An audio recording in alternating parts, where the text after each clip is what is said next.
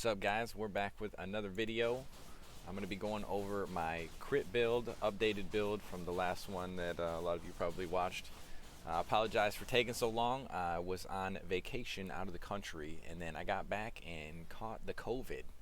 So it took me a while, a little bit longer than I would have liked to put this together, but we're there. We got the things together, and things are rolling, and we're doing a lot more damage now.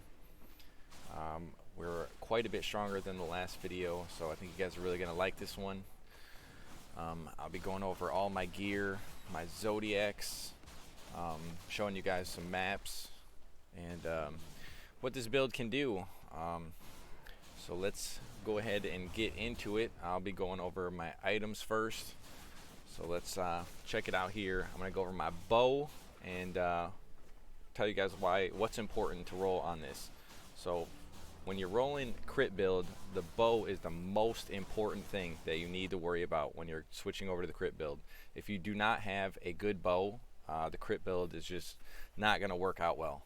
So the first thing you need to do is get a level 90 balanced guardian bow. It comes with better crit than a lot of the other ones.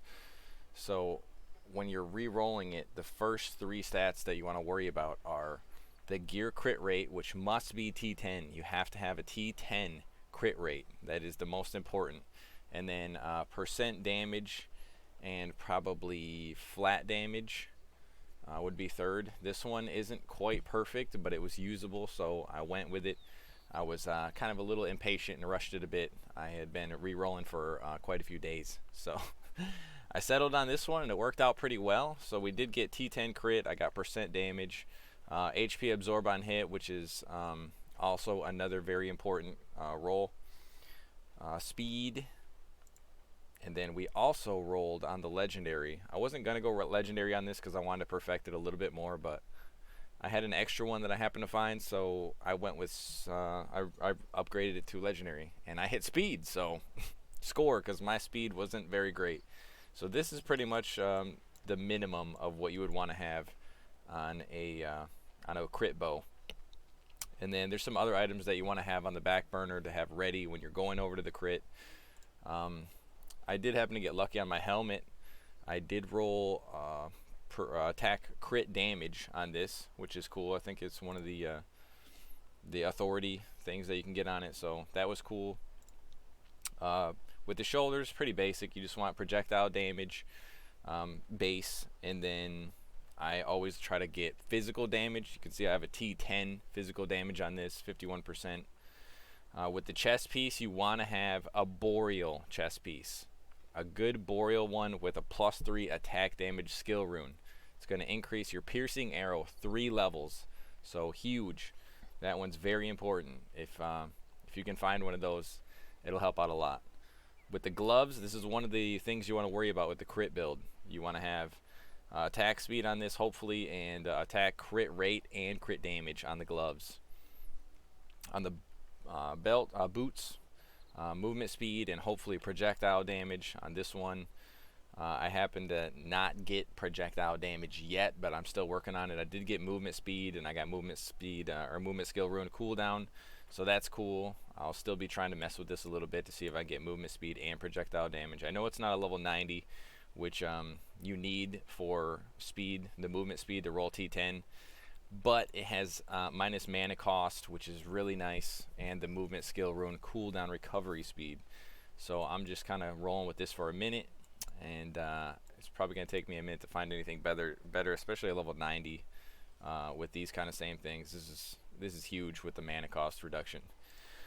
With the quiver, another very important item you want to worry about with the crit build. You want to have attack speed and hopefully crit damage, crit rate. Same with necklace is another important one. Crit damage base, very important. And then I also have physical damage, and I got an authority with percent damage overall, so that's pretty nice too. With the belt, I'm pretty sure this is the same one that I had last time.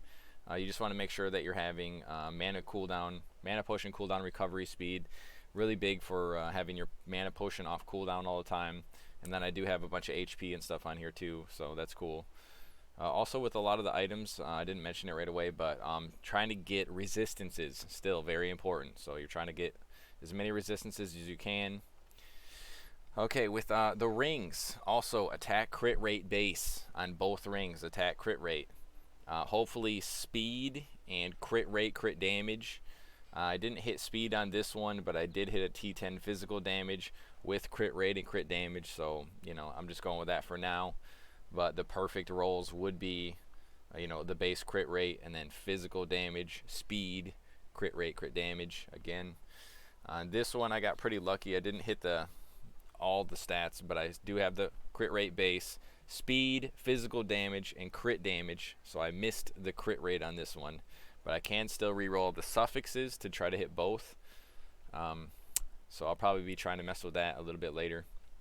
So that's pretty much it for the items. Very important that you get crit rate on the basics. And then into links. We'll go over the links next. I'll show you guys what I got going on. Roll is my movement ability with the piercing arrow in the middle, and I do have a rune that gives me 26% damage when a green rune is equipped. So I squeeze that over here, so I'm getting extra, because it is a green rune, so I'm getting 26 extra damage on my piercing arrow. I have strike, quick attack, find weakness, spell activation on hit with lightning chain. I'll go over that in a second. Multi-shot, amplify physical projectile damage. That's a huge one. And I am rolling secondary skill, rain of arrows, just to help with the clear and stuff. I'll probably be going into rapid shot later on for single target damage and like boss damage, but until I can really get stuff together for it, I'm just going to roll with rain of arrows. It's really nice. I'm still liking it. So with the spell activation on hit, I do have lightning chain, which when enemies are shocked, you can see that you get a amplification, 20% damage amplification against shocked enemies. So that is huge. And you can see there is a cast distance, so that's something to keep in mind and to note when you're going over, you know, your Zodiac Tree, or, you know, trying to squeeze in area of effect on some things, because that improves the cast distance. If this doesn't hit, it's not shocking enemies and you're not getting that amplification against enemies. So that's pretty important to note.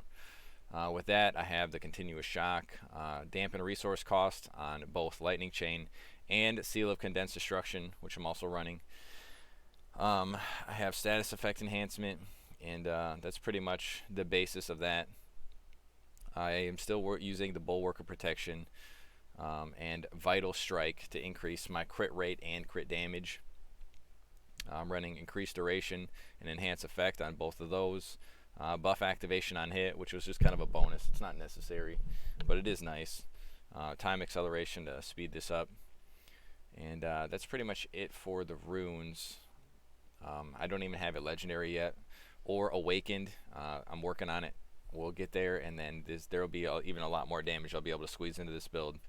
And a lot of things aren't even perfected yet, and I'm hitting those damage numbers with this being basically the minimal of what you would want in a crit build, and I'm still doing a crap ton of damage. So just keep that in mind. There's a high ceiling on this. There's a lot of upward progression that can be had. So, and the Zodiac Tree, let's go over this. Starting out, I did not take the attack speed. I didn't take all of them. I was trying to save myself some extra points later on, so I took all of these except for the attack speed. On 2, I did take the top row, and again, I didn't take the damage node here. I was trying to save myself another node in the end. So I'll show you why. So on the second one, I took the whole top row.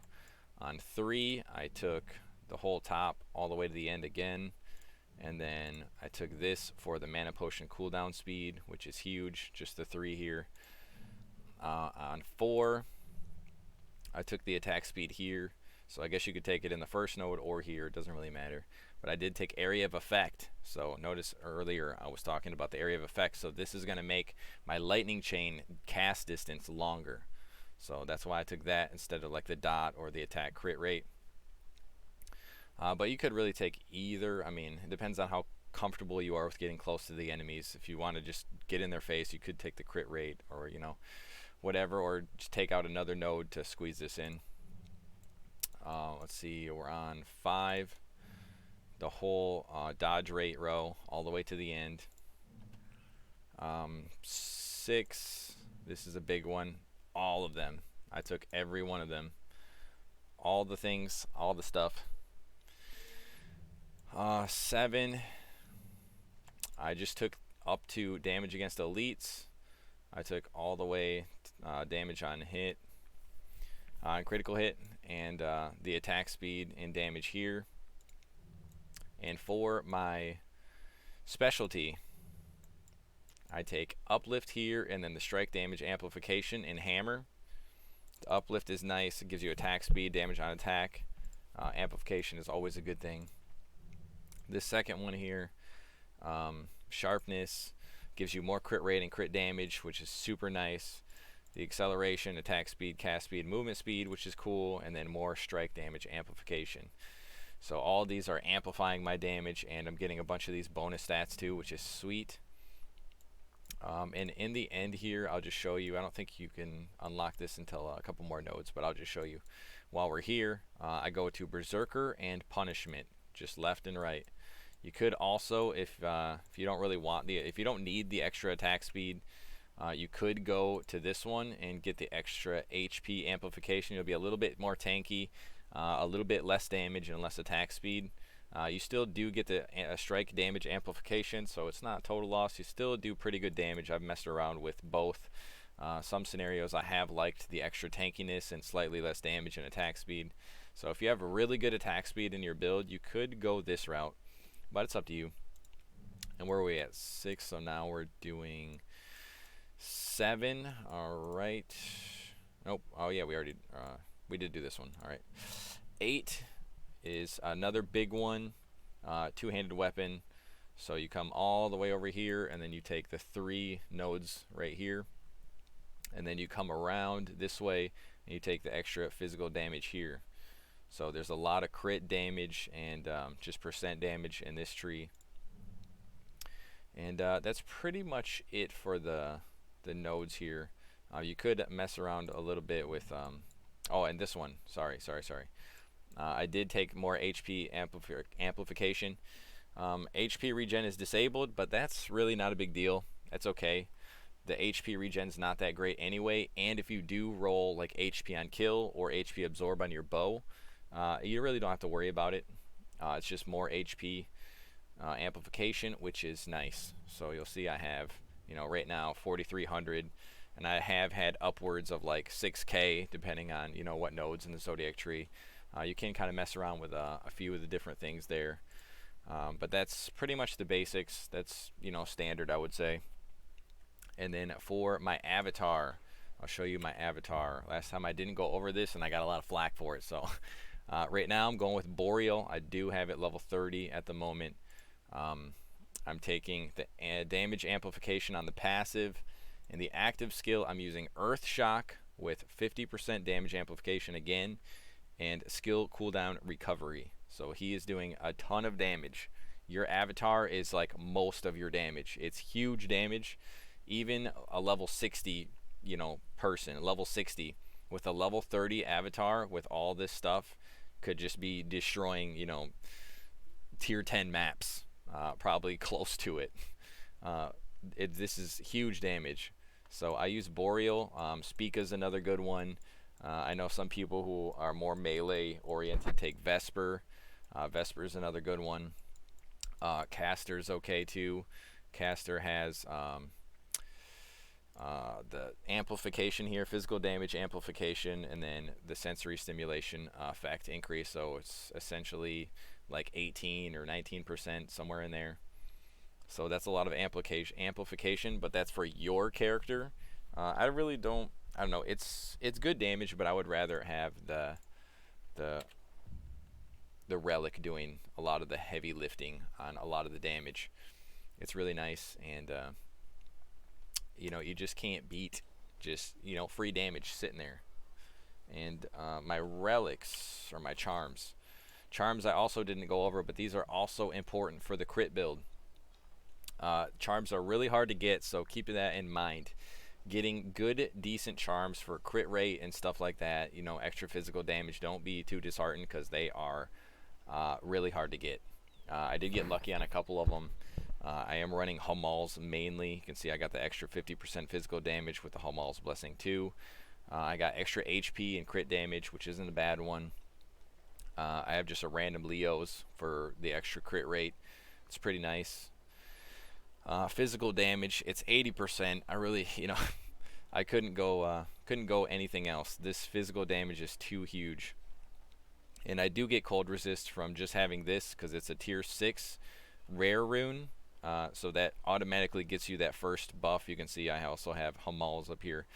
Alyssa's, I have more crit rate, another Hamal crit rate. Sucks that I didn't get the percent damage on two-handed, which would have really been nice there. And then at the top I have another Alyssa's for physical damage.